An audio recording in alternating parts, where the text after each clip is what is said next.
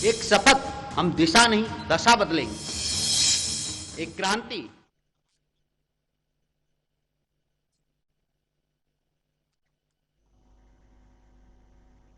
नमस्कार, मैं हूं अरुण तोमर। आप देख रहे हैं साधना न्यूज। 5 बजे की 5 बड़ी खबरों में आपका स्वागत है।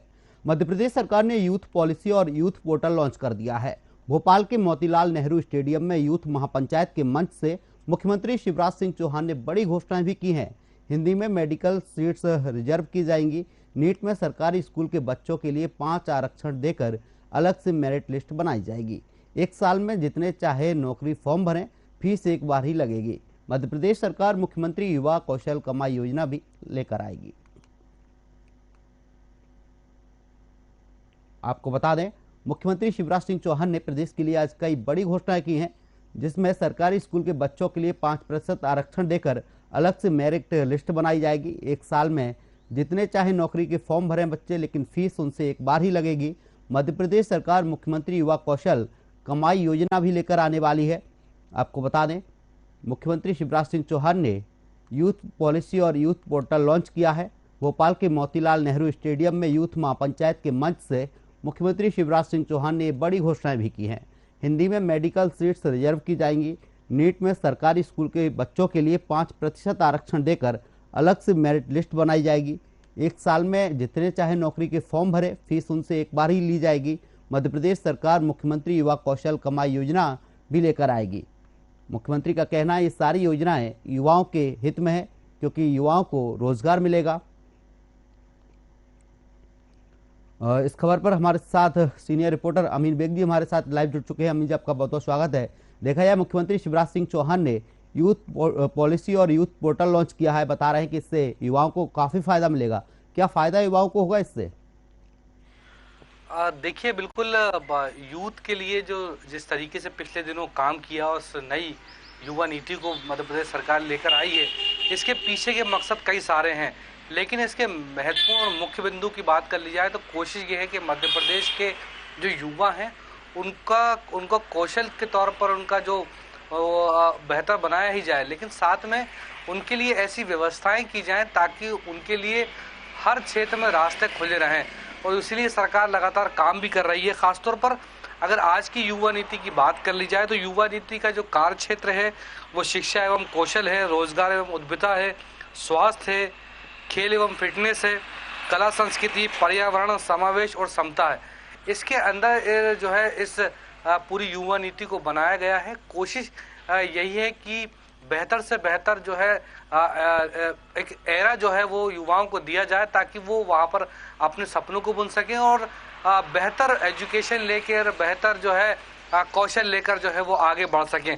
खासतौर पर अगर बात करी जाए तो मुख्यमंत्री ने जो महत्वपूर्ण घोषणाएं की हैं वो आपने भी बताई, जैसा कि 6 लाख रुपए से ज़्यादा जो मेधावी जो मिलती थी 6 लाख रुपए, उसको बढ़ाकर 8 लाख रुपए किया गया है। ये भी अपने आप में एक महत्वपूर्ण घोषणा है। इसके अलावा अगर बात कर ली जाए तो जो 5% अतिरिक्त जो है एक तरीके से लाभ देने की बात सरकार ने कही है, मुख्यमंत्री ने कही है, वो भी अपने आप में एक बड़ी बात है, क्योंकि हम लगातार देख रहे थे कि खासतौर पर सरकारी जो स्कूल हैं वो अच्छा भी परफॉर्म कर लें, लेकिन जो है उनके लिए आगे की राह उतनी आसान नहीं होती है। तो आज से युवा नीति में जो है सरकार ने जो नए प्रावधान किए हैं उससे उनको फ़ायदा होगा। काफ़ी सारी घोषणाएं जो है इसमें की गई हैं। खासतौर पर अगर जिक्र कर लिया जाए इसके मुख्य बिंदु से हटकर, चूँकि युवाओं को रोज़गार देने की बात, शिक्षा देने की बात, उनको बेहतर उद्यमी बनाने के लिए लोन देने की बात हो, या फिर जिस तरीके से लगातार जो है उनको स्किल्स को लेकर सरकार काम कर रही है, इसके इतर अगर बात कर ली जाए तो चुनाव भी है। चुनाव से भी इस युवा नीति को जोड़कर देखा जा रहा है, क्योंकि हाल में ही लाडली बहना योजना सरकार ने लॉन्च की और उसका मकसद ये था कि आधी आबादी को जो है एक तरीके से अपने फेवर में किया जाए। उसके बाद अब युवाओं को जो है सरकार कोशिश कर रही है कि उनको अपनी तरफ आकर्षित किया जाए। आज बड़ी संख्या में युवा जो थे वो लाल परेड मैदान पर मौजूद थे, जो वहाँ का जो स्टेडियम है वहाँ मौजूद थे, और ख़ासतौर पर कोशिश यही थी कि युवाओं को हर तरीके से मदद करने के ज़रिए जो है जो वोटर है, खासतौर पर जो नए वोटर हैं उनको भी लुभाया जाए। तो वो भी कोशिश आज मुख्यमंत्री करते हुए नजर आए। नशे को लेकर उन्होंने बात की कि युवाओं में जो तेजी से नशे की आदत पनपी है उसको मध्य प्रदेश में नहीं पनपने दिया जाएगा, उस पर लगाम लगाई जाएगी। तो कुल मिलाकर दोनों तरीके के तीर चलाए गए हैं। एक तरफ चुनाव भी है और दूसरी तरफ युवाओं को बेहतर स्पेस देने की, बेहतर तरीके से जो है उनके रोजगार को लेकर, उनकी शिक्षा को लेकर मुख्यमंत्री ने बात कही। जी अमित, देखा जाए तो यूथ पॉलिसी, यूथ पोर्टल कब से इसके लागू किया जाए, कब से इसकी सुविधाएं उन युवाओं को मिलेगी जो इस क्षेत्र में है? देखिए, बिल्कुल मुख्यमंत्री ने इसकी घोषणा कर दी है और जाहिर सी बात है कि जैसे ही अब चूंकि कोई भी घोषणा की जाती है तो वो फिर कागजों पर उसका काम होता है। तो मुझे लगता है कि जल्द ही जो है ये तमाम इम्प्लीमेंट होना शुरू हो जाएगा। देखिए, जैसा कि पिछले दिनों मुख्यमंत्री ने जब लाडली बहना योजना की बात कही थी और मुख्यमंत्री ने जब उसकी घोषणा की थी, फिर उसके बाद उसको कैबिनेट में लाकर जो है फिर उसको पास किया गया और फिर ये तय किया गया कि 25 मार्च से, यानी कि अब से 2 दिन बाद से यानी उसके फॉर्म भरना शुरू हो जाएंगे। तो इसको भी जल्द से जल्द सरकार की कोशिश यही रहेगी कि जितनी भी जो नीति के में प्रावधान किए गए हैं, इतने सारे सुझाव आए, एबीवीपी ने सुझाव दिए और भी विंग्स जो थी उन्होंने सुझाव दिए, तो उनको पूरी तरीके से तैयार करके जल्द ही इसका इम्प्लीमेंट किया जाएगा। देखा जाए अमीन, तो विपक्ष कई बार सवाल उठाता है कि जो सीएम घोषणाएं करते हैं वो सारी घोषणाएं हवा हवाई होती हैं, प्रदेश में किसी भी घोषणा पर अमल नहीं होता। ऐसे में जो सीएम ने youth policy, youth portal launch किया है, इसको लेकर भी विपक्ष की तरफ से कुछ कहा गया है? देखिए, अभी तो फिलहाल कोई बयान नहीं आया, लेकिन मुझे लगता है कि जल्द ही कमलनाथ, दिग्विजय या और भी जो सीनियर नेता हैं कांग्रेस के, उनकी तरफ से बयान आएगा। कल ही पूर्व मुख्यमंत्री कमलनाथ ने मुख्यमंत्री को लेकर बड़ा बयान दिया था। उन्होंने कहा कि मुख्यमंत्री जो है वो, उनको एक तरीके से घोषणाएं करने का नशा रहता है और वो घोषणाएं करके भूल जाते हैं। तो इस तरीके का बयान हमने कल कमलनाथ की तरफ से सुना था। बहरहाल इस पर क्या जवाब देंगे कमलनाथ, इस पर क्या जवाब देगी कांग्रेस जो इस नई यूथ नीति है, क्योंकि हमने देखा कि लाडली बहना योजना जब शुरू की गई तो उसके बाद उसके टक्कर देने के लिए, उसको एक तरीके से उस पर नेहले पर देहला देने के लिए जो है कमलनाथ ने कहा कि अगर शिवराज सरकार 1000 रुपये दे रही है तो हम 1500 रुपये अपनी बहनों को देंगे, साथ में सिलेंडर भी जो है हम 500 का करेंगे। तो एक तरीके से नेहले पे देहला देने की कोशिश कमलनाथ ने की है। लेकिन अब जो ये युवा नीति आई है, इस पर किस तरीके की प्रतिक्रिया होगी, ये अपने आप पे देखने वाली बात होगी। जी, तमाम जानकारी के लिए आपका बहुत बहुत शुक्रिया अमीन। आपको बता दें, मुख्यमंत्री शिवराज सिंह चौहान ने यूथ पॉलिसी, यूथ पोर्टल को लॉन्च किया है। उन्होंने इसके साथ कई घोषणाएं की हैं, जिसमें 1 साल में जितने चाहे नौकरी फॉर्म भर सकते युवा, लेकिन उन पर फीस एक बार ही लगेगी। इसके साथ ही मुख्यमंत्री कौशल कमाई योजना भी सरकार लेकर आएगी।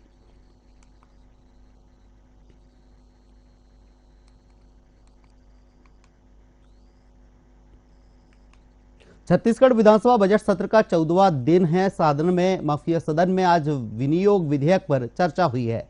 प्रश्नकाल में उद्योग, स्वास्थ्य, उच्च शिक्षा विभाग के मुद्दे को उठाया गया है। साथ ही ध्यानाकर्षण में खाद्य, पीडब्ल्यूडी विभाग का मुद्दा उठा है। सत्ता पक्ष जहां अपने विकास कार्यों की बात करेगा, तो वहीं विपक्ष ढेर सारे मुद्दों पर सत्ता पक्ष को घेरने का प्रयास कर रहा है। इसके साथ ही सदन में बढ़ते अपराधों का भी मुद्दा खूब गरमाया है।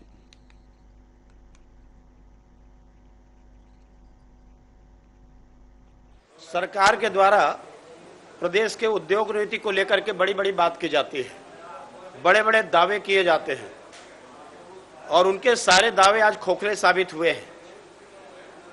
2020 से अभी तक उनके द्वारा जो यहाँ उद्योग लगाने वाले के 96,442 करोड़ रुपए का निवेश का उन्होंने दावा किया था और इसके लिए 192 उद्योगपतियों से उनका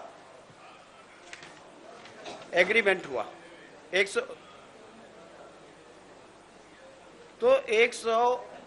MOU हुआ उनका 192 उद्योगपति से, और जिसके लिए उनका लक्ष्य निर्धारित किया गया था 96,412 करोड़ रुपए उनके द्वारा निवेश किया जाएगा।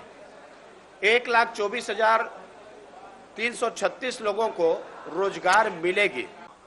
पिछले 4 वर्षों में छत्तीसगढ़ राज्य में अपराधियों के हौसले बहुत बुलंद हैं। छत्तीसगढ़ अपराधगढ़ की ओर बढ़ रहा है। आए दिन हत्याएं, लूट, खसोट, तस्करी, गांजा तस्करी, दारू तस्करी, गैंग रेप, बलात्कार, अपहरण, सबकी घटनाएं तो घट ही रही हैं और उसी को चिंतित होकर के विपक्ष ने स्थगन लाया था। लेकिन कल तो इंतहा हो गई जब छत्तीसगढ़ लिए चलते जहां रायपुर से हमारी सीनियर रिपोर्टर आकांक्षा तिवारी हमारे साथ लाइव जुड़ चुकी है। आकांक्षा, आपका बहुत बहुत स्वागत है। आज छत्तीसगढ़ विधानसभा बजट सत्र का 14वां दिन था, क्या कुछ माहौल वहां पर देखने को मिला है?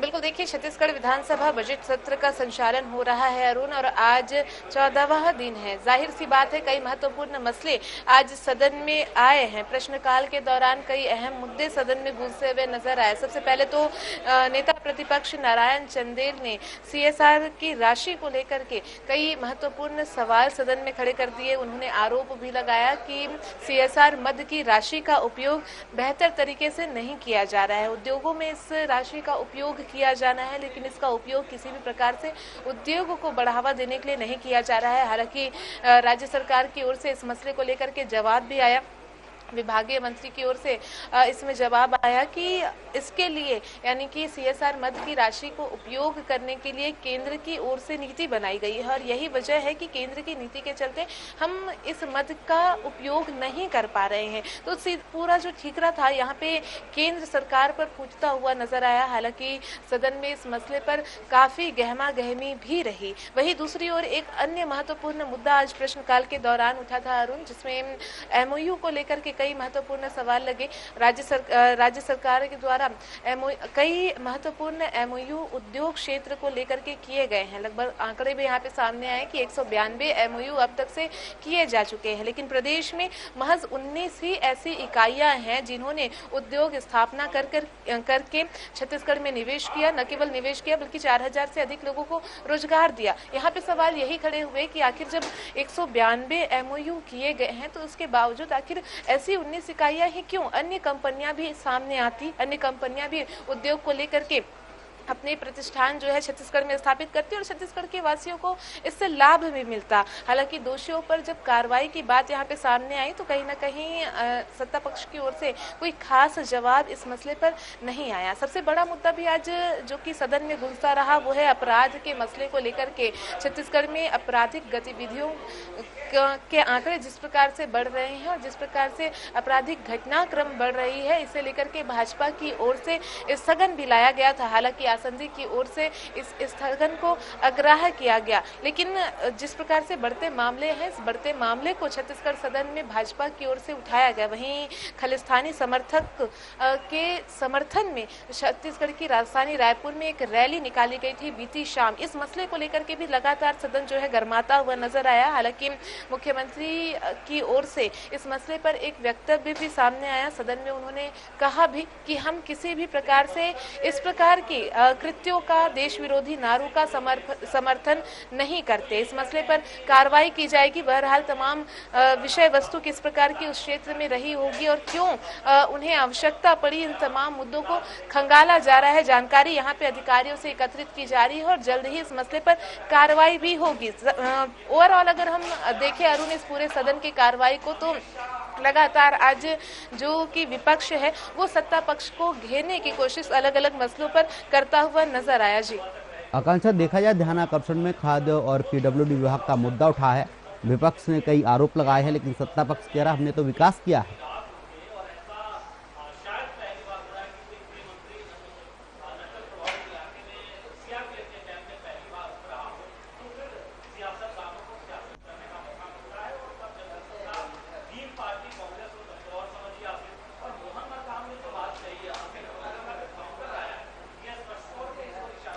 बिल्कुल, देखिए सदन में अक्सर ऐसी परिस्थितियां होती है अरुण, जब विपक्ष आरोप लगाता है और सत्ता पक्ष उसे खारिज करता है। जाहिर सी बात है ध्यानाकर्षण में भी कई महत्वपूर्ण मुद्दे आज सदन में उठाए गए। PWD विभाग की ओर से भी एक अहम मुद्दा उठाया गया था।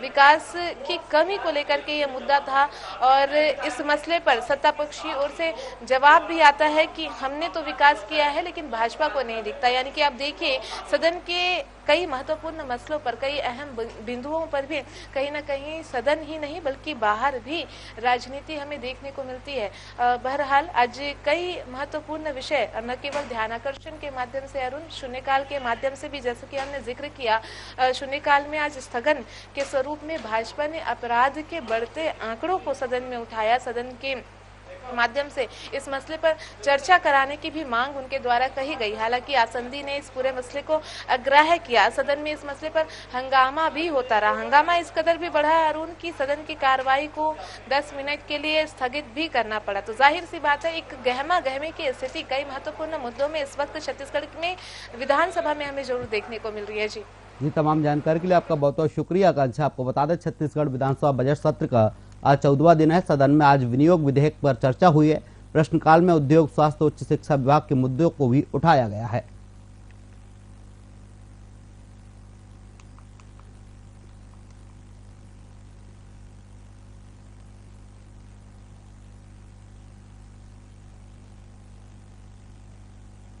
भाजपा ने पार्टी में बड़े बदलाव किए हैं। राज्यों में 4 भाजपा अध्यक्ष को बदला गया है। भाजपा अध्यक्ष जेपी नड्डा ने राजस्थान की कमान सीपी जोशी को सौंपी है।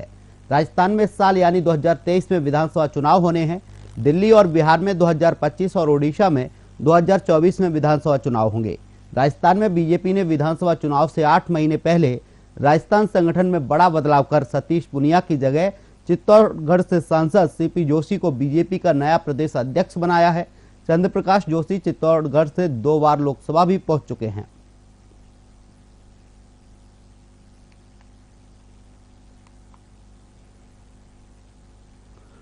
आपको सीधे राजस्थान लिए चलते हैं, जहां से हमारे स्टेट हेड पूजा जोशी जी हमारे साथ लाइव जुड़ चुकी हैं। पूजा जी, आपका बहुत बहुत स्वागत है। देखा जाए जो बीजेपी में बदलाव हुआ है, उसके साथ ही राजस्थान में भी बदलाव किया गया है। राजस्थान के प्रदेश अध्यक्ष को बदला गया है। जी बिल्कुल, देखिए मैं आपको बता दूं कि बीजेपी ने विधानसभा चुनाव से 8 महीने पहले ही राजस्थान संगठन में बड़ा बदलाव किया है और ये जो बदलाव है वो चौंकाने वाला है। अब जो पहले प्रदेश अध्यक्ष सतीश पुनिया हुआ करते थे, सतीश पुनिया के बदले बीजेपी से सीपी जोशी को, चित्तौड़गढ़ जो सांसद है सीपी जोशी को प्रदेश अध्यक्ष बना दिया गया है। ये बीजेपी की ओर से बड़ा बदलाव है। हालांकि आपको बता दूं कि सतीश पुनिया जो है पिछले 3 साल तक प्रदेश अध्यक्ष पद को संभाले हुए थे और ऐसा भी अनुमान लगाया जा रहा था कि विधानसभा चुनाव तक जो है प्रदेश अध्यक्ष सतीश पुनिया ही रहने वाले हैं। लेकिन बीजेपी ने आज एक बदलाव किया और चौंकाने वाला ये जो मामला है सामने आया, चौंकाने वाला बयान किया कि अब जो है प्रदेश अध्यक्ष प्रदेश के जो है सीपी जोशी रहेंगे, जो कि चित्तौड़गढ़ सांसद है। देखिए, जो बीजेपी पार्टी है कई दिनों से जो उठापटक चल रही थी, जो गुटबाजी चल रही थी विधानसभा चुनाव में मुख्यमंत्री चेहरे को लेकर कि सतीश पुनिया सोच रहे थे कि मैं इस बार मुख्यमंत्री बनूंगा, मेरा चेहरा मुख्यमंत्री के लिए होगा, या वसुंधरा राजे इस प्रकार सोच रही थी। तो इसको देखते हुए बीजेपी ने बदलाव किया है।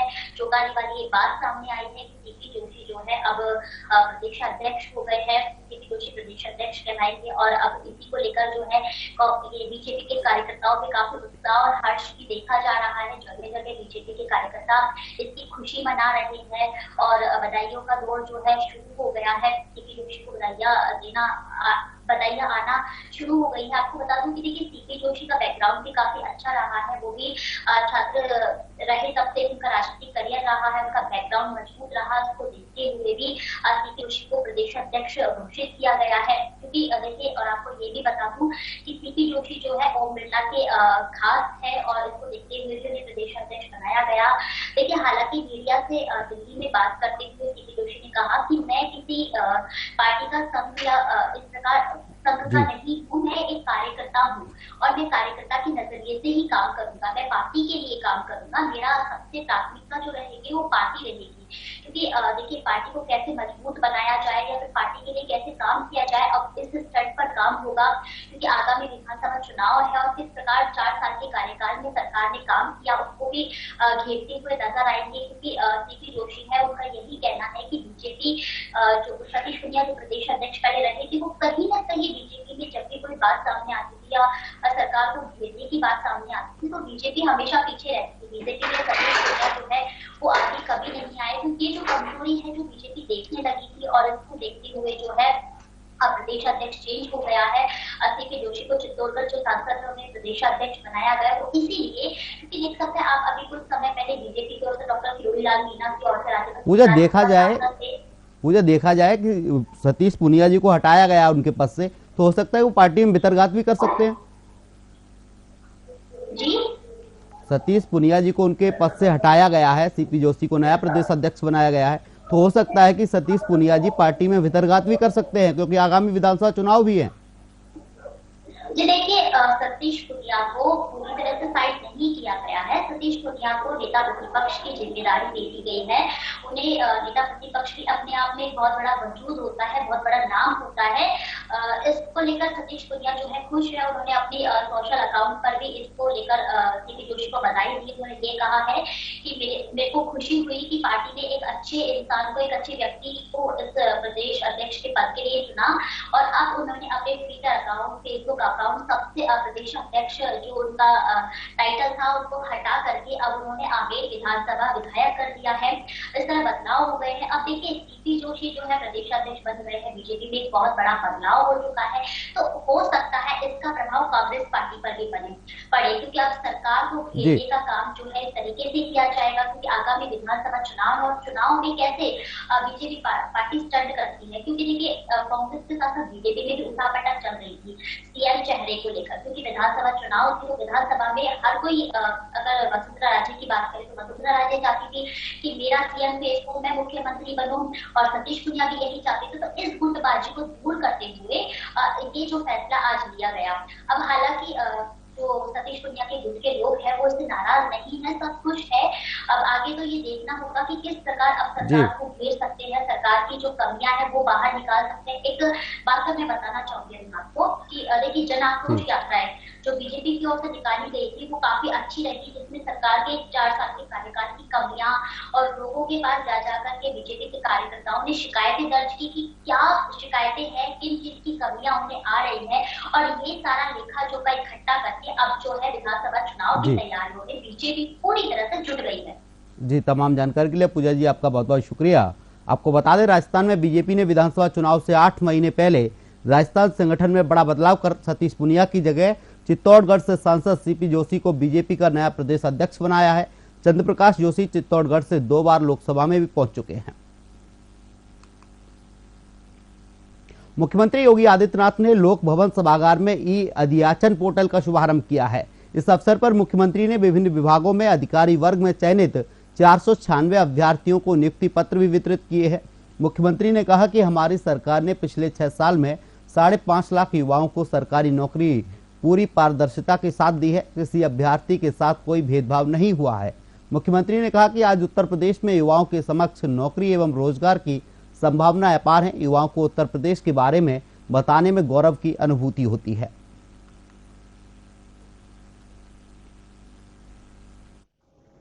वासंतीय नवरात्रि के अवसर पर यह नियुक्ति पत्र आप सबको प्राप्त होना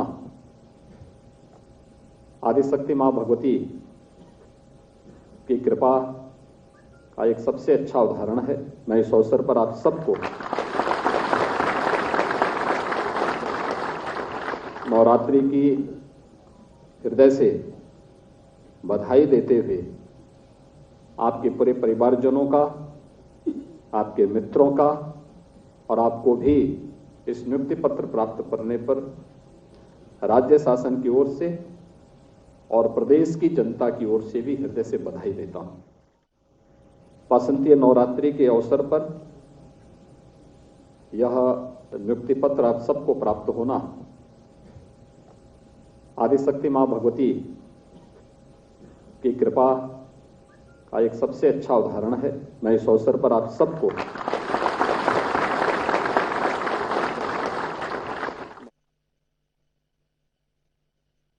आपको सीधे उत्तर प्रदेश लिए चलते हैं। लखनऊ से हमारे सीनियर रिपोर्टर आकाश शुक्ला हमारे साथ लाइव जुड़ चुके हैं। आकाश, आपका बहुत बहुत स्वागत है। देखा जाए उत्तर प्रदेश में आज अध्याचन पोर्टल का शुभारंभ किया है, इसका क्या लाभ मिलेगा जनता को? बिल्कुल, देखिए जिस तरीके से मुख्यमंत्री योगी आदित्यनाथ ने आज 496 लोगों की जो नियुक्ति पत्र दिए हैं, साफ तौर से कहा जा सकता है कि जिस तरीके से उत्तर प्रदेश में लगातार मुख्यमंत्री कह रहे हैं कि उत्तर प्रदेश में रोजगार। जी,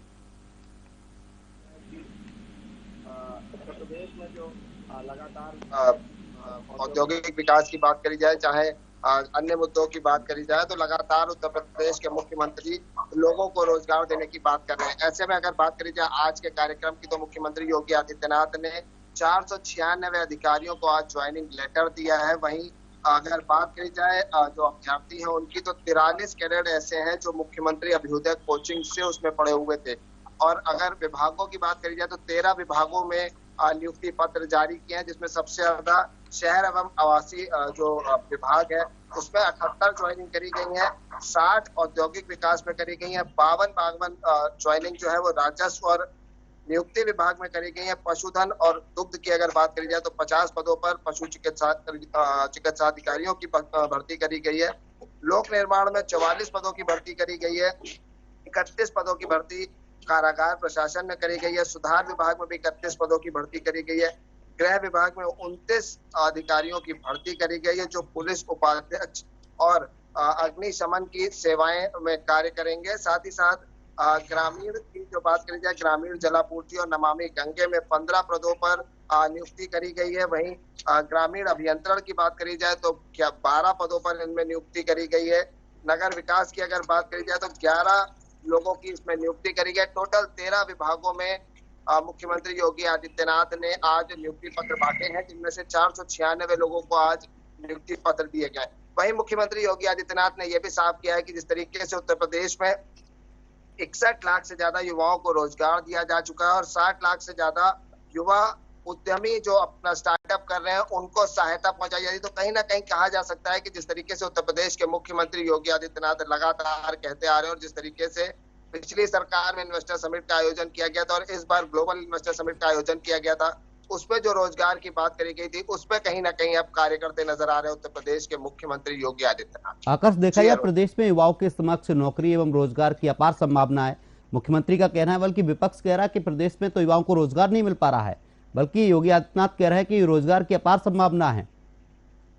बिल्कुल, देखिए विपक्ष लगातार सवाल उठाता रहा है रोजगार को लेकर के, लेकिन जिस तरीके से आज मुख्यमंत्री ने युवाओं को ये नियुक्ति पत्र जारी किया उससे साफ है कि उत्तर प्रदेश में जिस तरीके से मुख्यमंत्री कह रहे हैं और जिस तरीके से मुख्यमंत्री का कार्य है उसको लेकर के कहीं ना कहीं अब जो सवालिया निशान विपक्ष लगातार लगा रहा था उस पर अब कहीं ना कहीं अंकुश लगता नजर आएगा, क्योंकि जिस तरीके से मुख्यमंत्री ने आज लोक भवन में नियुक्ति पत्र बांटे हैं उससे साफ है कि उत्तर प्रदेश में कहीं ना कहीं अब रोजगार के अवसर बढ़ रहे हैं। और जिस तरीके से इन्वेस्टर्स की बात करी जाए तो इन्वेस्टर समिट के बाद से भी जो निवेश उत्तर प्रदेश में आया है उससे भी अब रोजगार बढ़ेंगे। जी, देखा जाए आकर्ष के आगामी विधानसभा चुनाव है, ऐसे में मुख्यमंत्री ने 496 युवाओं को नियुक्ति पत्र दिए हैं, तो हो सकता है कि आगामी चुनाव को देखकर ये सब किया जा रहा हो, क्योंकि इससे पहले तो इस तरीके की कोई चीजें सामने नहीं आई हैं कि मुख्यमंत्री ने नियुक्ति पत्र दिए हों या रोजगार के नए जो आयाम है वो युवाओं के लिए खोले हों।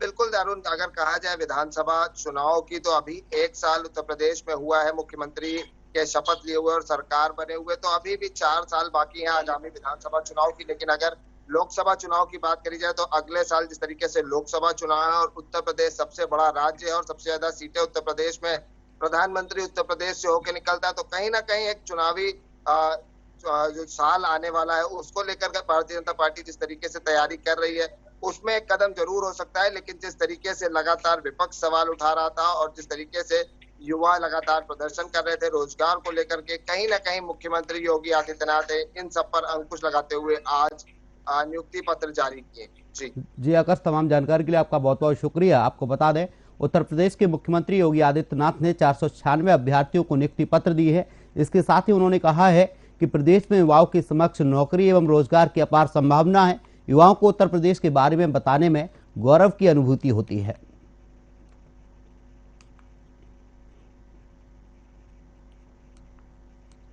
सोनीपत में नवरात्रों के चलते माता के भक्तों पर भारी पड़ गया है। जब श्रद्धालुओं द्वारा कुट्टू के आटे और सामक से बना खाना खाया गया तो संपूर्ण परिवार फूड पॉइजनिंग की चपेट में आ गया है और परिजन अपने बच्चों को लेकर अस्पताल पहुंचे हैं।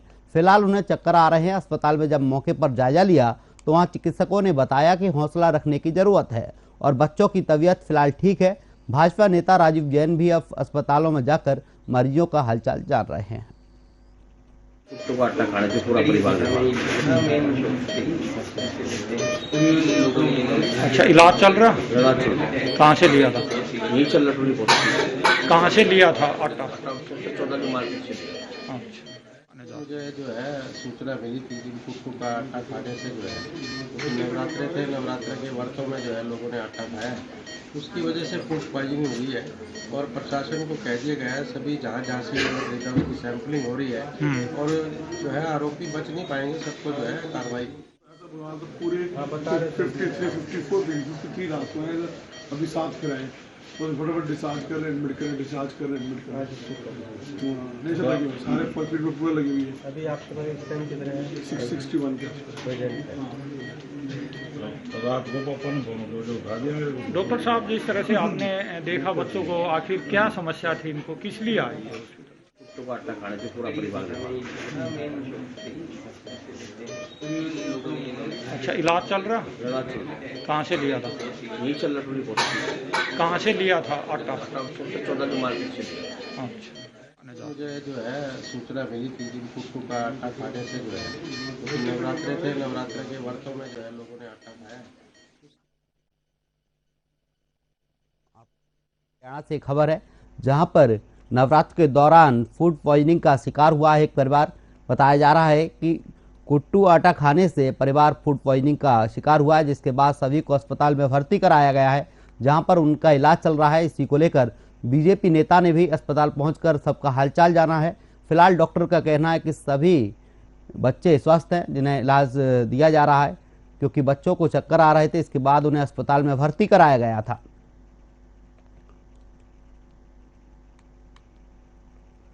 आपको सीधे हरियाणा लिए चलते हैं, जहाँ से हमारे स्टेट हेड राजकुमार सैनी हमारे साथ लाइव जुड़ चुके हैं। राजकुमार जी, आपका बहुत बहुत स्वागत है। देखा जाए कि हरियाणा से खबर जो सामने आई है, जहाँ बच्चे फूड पॉइजनिंग का शिकार हुए हैं, कितने बच्चे हैं और एक घटना किस तरीके से सामने आई है, क्योंकि ये भी बताया जा रहा है कि जो बच्चे हैं और बच्चों के साथ उनके परिजन हैं वो भी अस्पताल में भर्ती हैं। अरुण, सबसे पहले तो मैं सभी को नवरात्रों की बहुत बहुत हार्दिक शुभकामनाएं देता हूं, लेकिन इस नवरात्रों के पावन अवसर पर एक बहुत ही दुखद घटना जो है सामने आई है, जो कि सोनीपत की है। हरियाणा के जो सोनीपत जिला है वहां की है, जहां पर 200 जो मरीज हैं वो बीमार हो गए हैं। नवरात्रों के उपलक्ष्य में जो कुट्टू का आटा होता है उसको व्रत के दौरान उसको खाया जाता है और खाने के बाद 200 लोगों की जो हालत है बहुत ज्यादा गंभीर हो गई है, जिसमें से 50 बच्चे हैं और 150 लोग जो है, जिसमें माताएं, बहनें, बेटियां, बच्चियां हैं, जो इस समय सोनीपत के ट्रॉमा सेंटर में जिनका सरकारी हॉस्पिटल में इलाज चल रहा है। और वैसे तो चिंता की बात नहीं है, काफी डॉक्टर ने बोला है कि सुधार हो गया है, बचाव भी हो रहा है, लेकिन सवाल ये भी है कि जो छोटे बच्चे हैं उनके लिए सबसे बड़ी समस्या का कारण बन रहा है ये कुट्टू का आटा।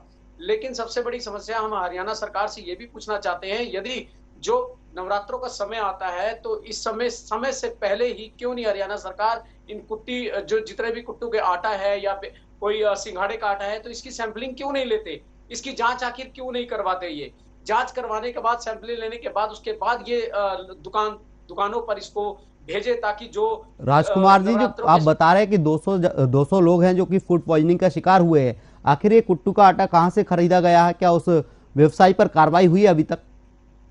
जी, अभी तक तो नहीं हुई, लेकिन अभी जिस तरीके से हमने आज इस खबर को चलाया था और कई चैनलों पर भी ये खबर चल रही थी, और हो सकता है कि शायद उस पे दुकानदार पे कार्रवाई भी हुई, लेकिन अभी तक ऐसी सूचना हमें नहीं मिली है कि कार्रवाई हुई है। लेकिन जो कुट्टू का आटा है वो सोनीपत के जितने भी आसपास की जो दुकानें हैं करियाने की, वहां से वो खरीदा गया और वहां से लेने के बाद इस कुट्टू के आटे को खाया गया तो लोग उसमें बीमार हो गए। लेकिन जो वहां के स्थानीय जो संस्था से जुड़े हैं उन्होंने उसका विरोध जरूर किया और कहा कि ये जो भी कुट्टू का आटा है इस तरह से ये गलत है, इसको बंद कर दिया जाए दुकानों पर। और जहां तक ये बात हमें पता लगी है, और वहां पर दुकानदार जो है इस कुट्टू के आटे को तुरंत वहां से दुकानों से उन्होंने हटा भी दिया।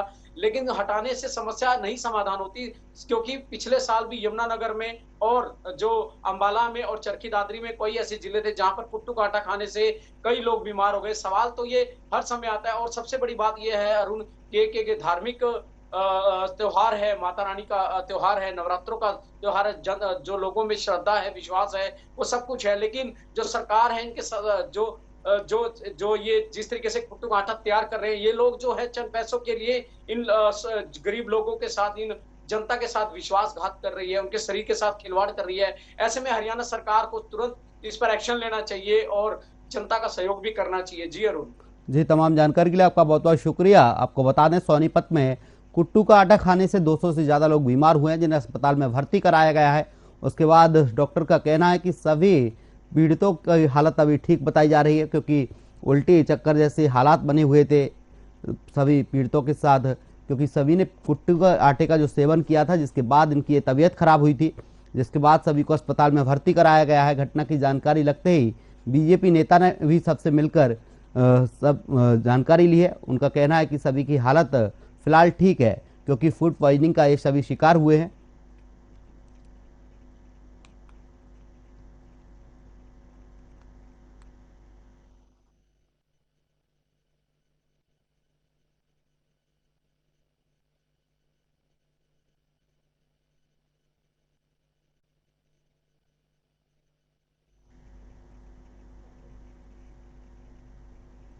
पांच बजे की 5 बड़ी खबरों में फिलहाल के लिए इतना ही। आप देखते रहिए साधना न्यूज। नमस्कार।